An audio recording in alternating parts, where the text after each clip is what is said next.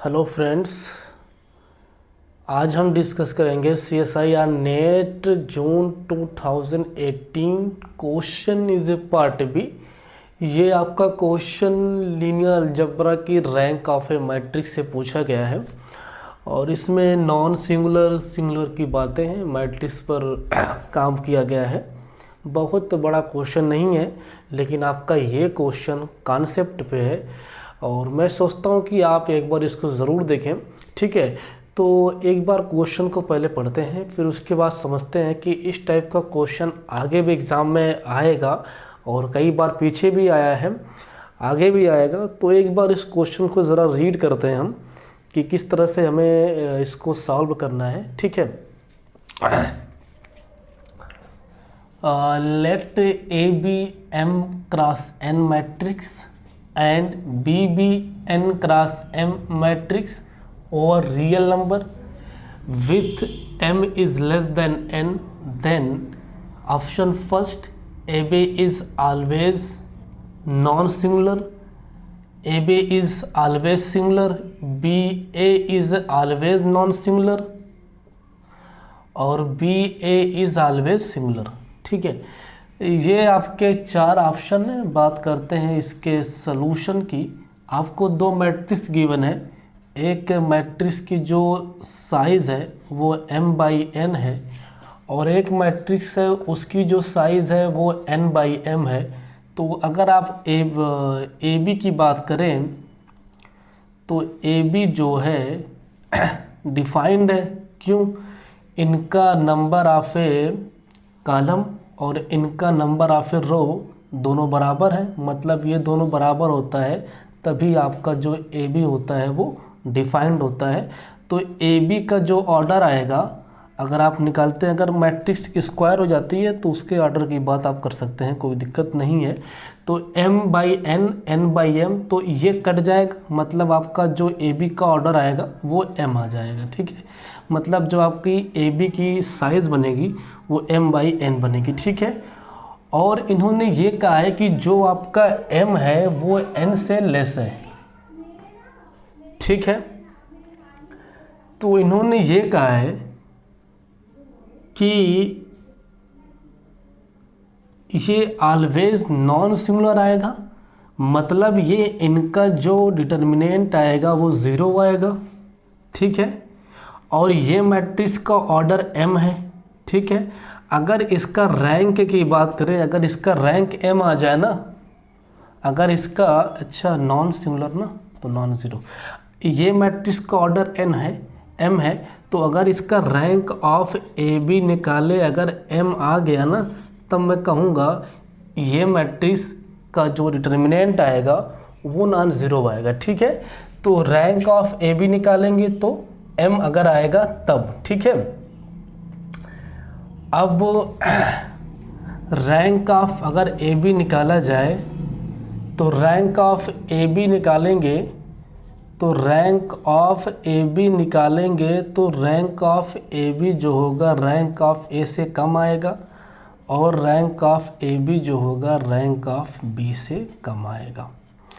Rank of ए जो आएगा वो आपका n/m है और b n/m है। ठीक है, तो इन दोनों में छोटा कौन है? m छोटा है, तो इसका रैंक a का रैंक या तो m आएगा या फिर m से छोटा आएगा। तो यहाँ पर m रैंक ऑफ b भी जो कि n/m है, तो m आपका छोटा है, तो इसका जो रैंक आएगा वो भी या तो m आएगा या फिर m से लेस आएगा। ठीक है, तो अगर रैंक ऑफ बी की बात किया जाए तो रैंक ऑफ बी जो है, जो रैंक ऑफ ए बी है, वो m के बराबर भी हो सकता है और लेस भी हो सकता है। ये नहीं कह सकते आप कि हमेशा ये इसका रैंक m ही आएगा, और आप ये भी नहीं कह सकते कि इसका जो रैंक आएगा वो m से लेस आएगा। दो केस बनती है, हो सकता है कि इसका जो रैंक है वो m भी आ सकता है रैंक ऑफ ए बी का, और रैंक ऑफ ए बी जो है वो m से कम आ सकता है। दोनों केस बन सकता है। तो इन्होंने ये कहा है अगर इसका रैंक लेस आ गया रैंक ऑफ ए बी अगर लेस आ गया तो जो आपका ए बी है वो सिंगुलर हो जाएगा, मतलब जो उसका डिटर्मिनेंट आएगा वो ज़ीरो आएगा। ठीक है, तो फिर मैं यहाँ से कह सकता हूँ कि इन्होंने कहा है ऑलवेज, दोनों ऑप्शन में कहा है ऑलवेज का मतलब ये कि क्या हमेशा rank of A B M आएगा, ऐसा कोई ज़रूरी नहीं है। एम भी आ सकता है, एम से लेस भी आ सकता है। तो इन दोनों लॉजिक से आपका ऑप्शन फर्स्ट सेकंड डिस्कार्ड हो जाएगा बाय दिस लॉजिक। ठीक है दोस्त, अब रैंक ऑफ ए बी की तो बात हो गई, चलिए ज़रा बात करते हैं रैंक ऑफ बी ए की। ठीक है, थोड़ा सा इरेज करना पड़ेगा।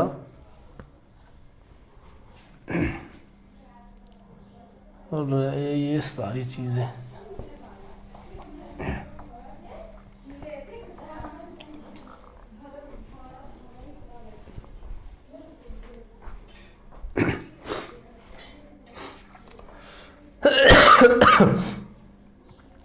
दो ऑप्शन डिस्कार्ड हो चुके हैं।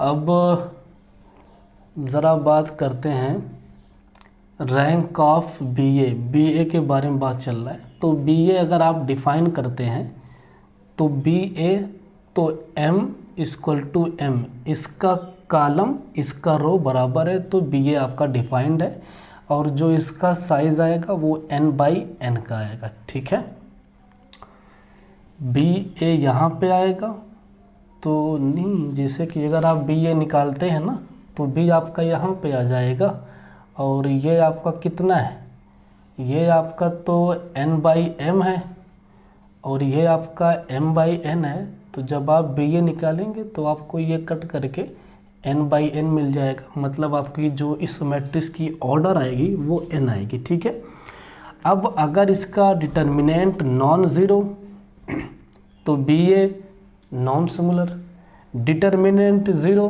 तो बी ए आपका सिंगुलर हो जाएगा। अब अगर बी ए का रैंक n आ गया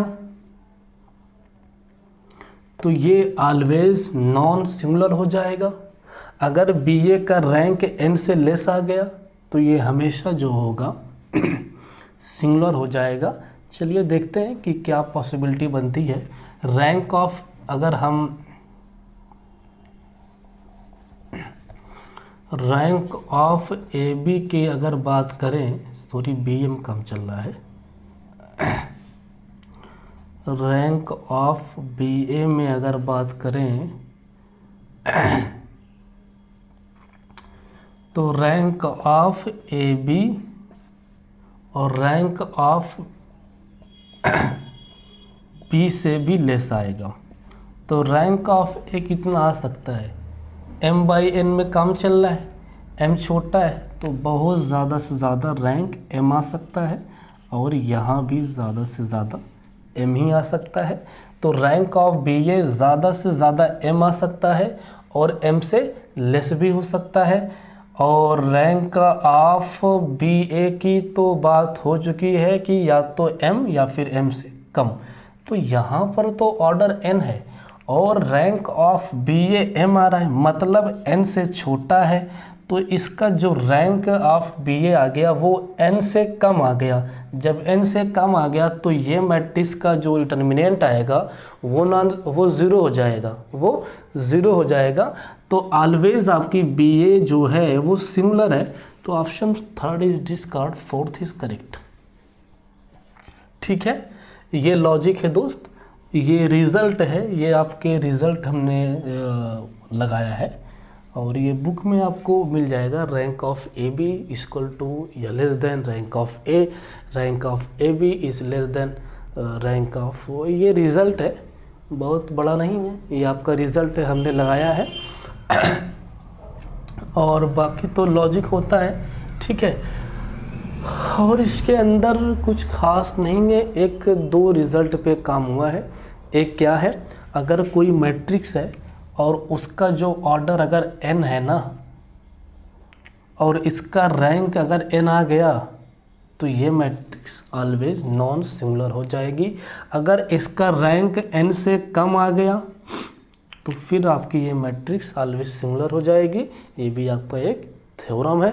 और ये थ्योरम लगा दिया, और उसके बाद एक थ्योरम ये, और एक ये, rank of A B is less or equal to rank of A, rank of A B is less or equal to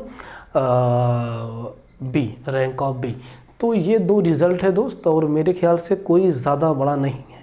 आप इसको कई बार अप्लाई भी किए होंगे, ठीक है।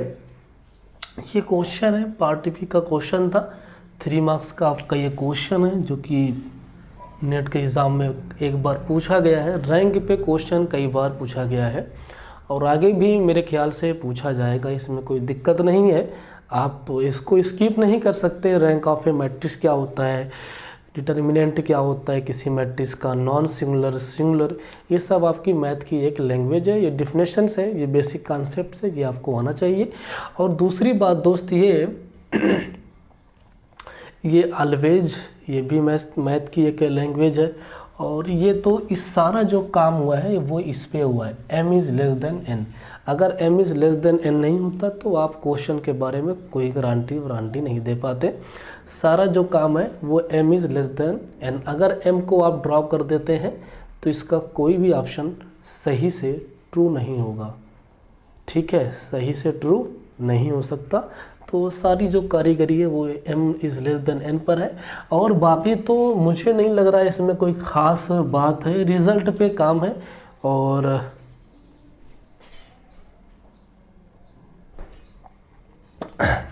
ठीक है फ्रेंड्स, यदि आप नए हैं तो मेरा चैनल सब्सक्राइब करें, बेल आइकन ज़रूर दबाएं। Thank you for watching this video.